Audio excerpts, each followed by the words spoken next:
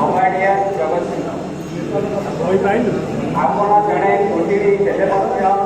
अवसर समय पुस्तक पठन लगे कलम चालना करी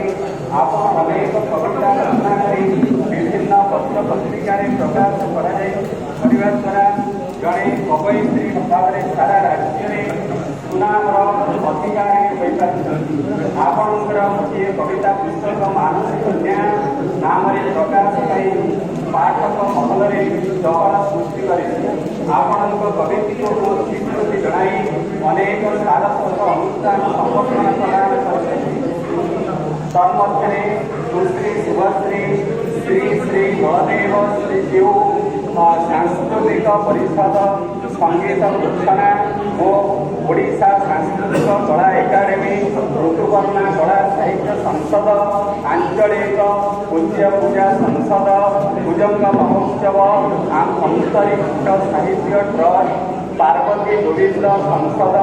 और मातृकृपा साहित्य संसद प्रभृति आपण अद्य नवकाकय पुनर्विंश विश्व मिलन तथा ओडिया नववर्ष पालन भव्य राज्यस्तरीय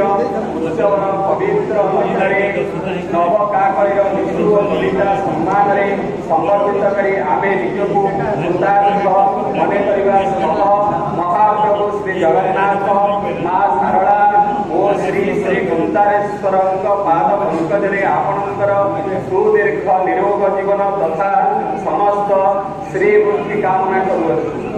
जय जगन्नाथ।